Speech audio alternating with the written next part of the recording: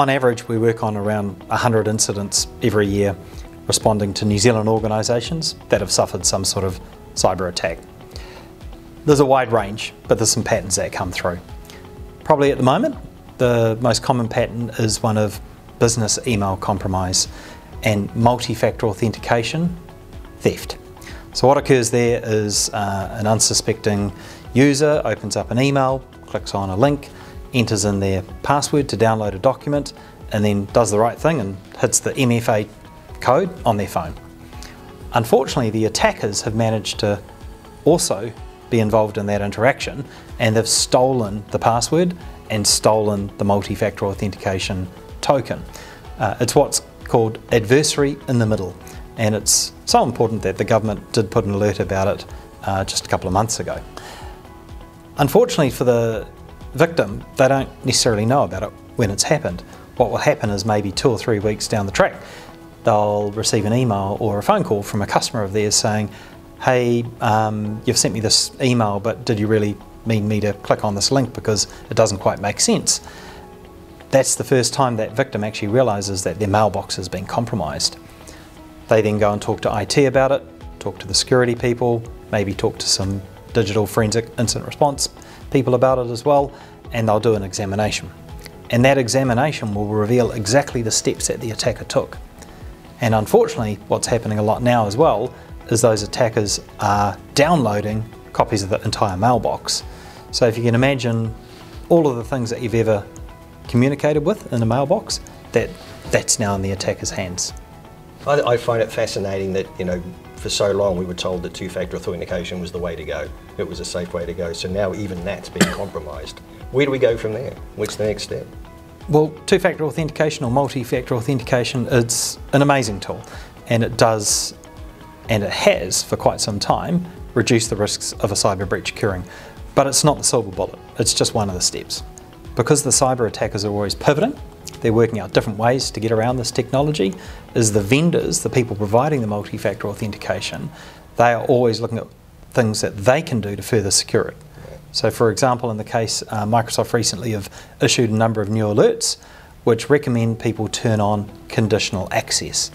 And by that what I mean is you can only access your account on the condition that you're in New Zealand, or you can only access it on the condition that you're using this pre-approved laptop. So as you can imagine, it's all about layers. So one layer is the password, one layer is the multi-factor authentication, the next layer is the conditional access. And it's a matter of just continuing to assess what are the things that the cyber attackers are doing, what are the things that we need to further secure it. It's also fascinating, I guess, that bad actors are getting better at sending emails that look like company emails and trapping people into pushing links that they otherwise shouldn't. Yep, and we do know that the attackers are using in the same way that a lot of other people are using the new technology, GPT, to craft very, very convincing social engineering emails.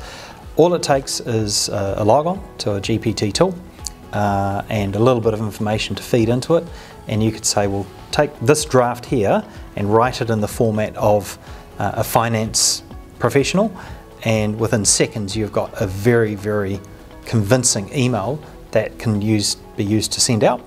And combine that with other technology, you can send out thousands of those emails. And all the attacker needs is one person to convince to click on it and click on the link, and that's an entire mailbox that's open up. So if you imagine John, for example, as the first victim, they fall for the attack. The attackers then get into John's email account, and then the attackers, pretending to be John, send an email to the whole organisation. It appears to be valid. They all click on the link, and very quickly, there could be 10 users who have all fallen for the same thing. The only way to truly protect against that is by having a layered approach, by using technology to try and prevent this from happening, and also staff training and awareness. So on a yearly basis, you want to be sending out videos and sending out phishing simulation tests, just to keep it at the forefront of everyone's minds, because 75% of all cyber attacks occur because there's some sort of action or mistake by a human. Are you able to share some of the more creative ways that hackers have got into a system? There were 2 big cases in America. Las Vegas just recently, two of the major casino companies. The cyber attackers claim that they made a call into the third-party IT company and had a very brief phone call with the help desk or the service desk and managed to get accounts in order to access both of those casinos. The impact was total outage at both casinos, two separate attacks, where essentially a multi-million-dollar payment had to be made. In the other case of the other casino, they didn't make a payment and they're out for about a week. Now in America, you have to report how the attack occurred. So it's called an 8K report, and the organisation will detail exactly all the steps that happened. So if you're a victim of a ransomware attack, there's two options. One is that you don't pay and you recover all your systems. The other option is that you do pay and you get a key from the attacker and unlock your data. There is a very formal process in place that you need to follow to do it right. The first thing you need to do is you need to gather as much information as possible about what happened during the attack so that you can go and get professional legal advice to confirm that if you do choose to pay the ransom, that you're not paying it to a sanctioned cyber attacker. So what you need to do is you need to conduct a forensic examination of the impacted systems and find as much information as possible about who these attackers might be. We're essentially looking for tactics, techniques and procedures that they've conducted to do the attack. That information would then be sent off to a specialist company who will look to determine whether or not those actions are the same as those as a sanctioned entity.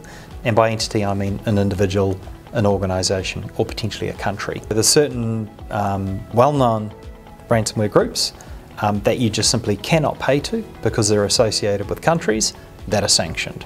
If, however, an organisation finds themselves in the situation that they are forced to pay a ransom to get their data back because their backups have been completely destroyed, then there is, again, a very methodical approach to work through to ensure that that organisation is not breaking any laws and that they've got the best chance of success of recovering the data.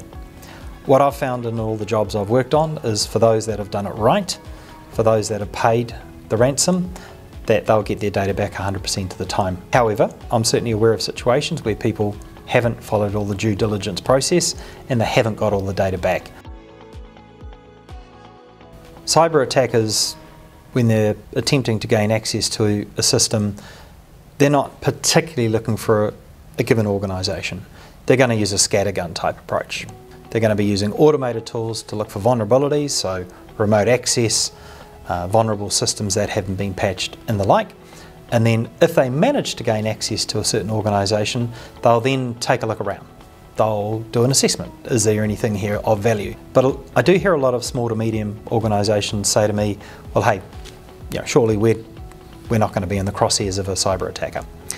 What I would say is if they did manage to get in and they did take some of your data and it was confidential and sensitive to you, how would you feel if that was to end up on the internet? What's better to do is obviously to put as much budget as possible into your security and try and prevent this from happening as much as possible. But what I do recommend is that organisations have a solid incident response plan, a ransomware playbook if necessary, and so that if they were to get hit, they're in the best position possible to respond to that breach. If technology is a critical part of the business, I also recommend that you do a yearly practice of how you would respond as well.